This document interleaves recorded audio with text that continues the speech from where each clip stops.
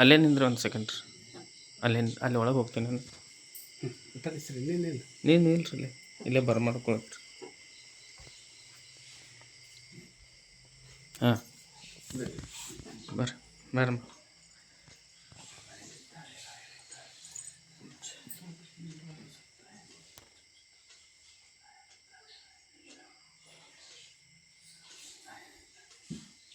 5 ನಿಮಿಷ ಆಯ್ತು.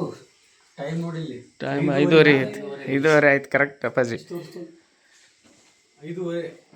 ಹಾಂ 5:30ಗೆ ನನ್ನ ತಾಯಿ ಏನಮ್ಮ ಅಯ್ಯೋ ನನ್ನ ತಾಯಿ 5:30 ಬಂದ್ಬಿಟ್ಟಲ್ಲಮ್ಮ. 5:30 ಆದ್ರೂ ಬಿಡ್ಲಿಲ್ಲ ನೋಡಮ್ಮ ನಿಮ್ಮ ಮನೆಗೆ ನನ್ನ ತಾಯಿ. ಅಯ್ಯೋ ಅಮ್ಮ ನಮ್ಮ ಮೇಲೆ ಸಿಟ್ಟಾಗಿದೆ ಅಮ್ಮ.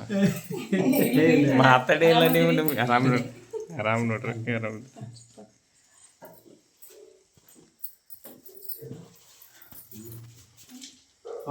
ಏನಮ್ಮ ನಿನ್ ಮನೆ ದೇವ್ರ ಮನೆ ಇದು ಅಪ್ಪಾಜಿ ನೋಡ್ರಿ. ನಿಜವಾಗ್ಲು ಹೌದು, ಹಿಂಗೆ ಇರಬೇಕು ಅಪ್ಪಾಜಿ. ನಿಜವಾಗ್ಲೂ ಇದು ಸಂತೋಷದ ಸುದ್ದಿ ಅಪ್ಪಾಜಿ.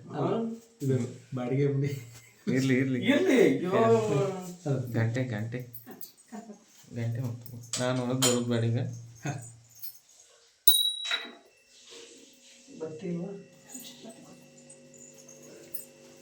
ಸೌಭಾಗ್ಯನೇ ಅಮ್ಮ ಇವತ್ತು ನಿಮ್ದು. ಅಲ್ಲ ಬ್ರಾಹ್ಮಿ ಮುಹೂರ್ತದಲ್ಲಿ 5:30ಗೆ ನೋಡಿ. 5:30 ಆದ್ರೂ ಬಿಟ್ಟಿಲ್ಲ. ಹೌದಪ್ಪಾಜಿ. ಕೈ ಕೊಡು. ಕರ್ಪೂರ ಬತ್ತೆ ಕೊಡು. ತುಪ್ಪದ ಬತ್ತೆ ಕೊಡು. ಇವತ್ತು ಮಡಿವಂತಿಕೆ ಪೂಜೆ ಅಪ್ಪಾಜಿ. ರಾಯರು ಹೃದಯ ತುಂಬಿ ಬಂದಿದ್ದಾರೆ.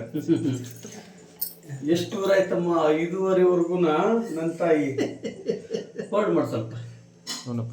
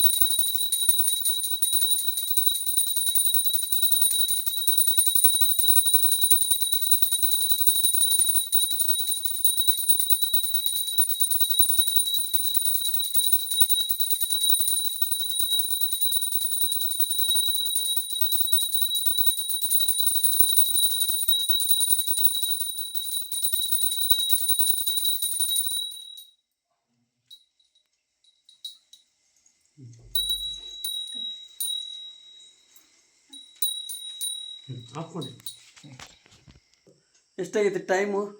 5:35 ಆದರೂ ನಿಮ್ಮ ಮನೆಗೆ ಬಂದು ಆರತಿ ಬೆಳಗಿದ್ವಿ.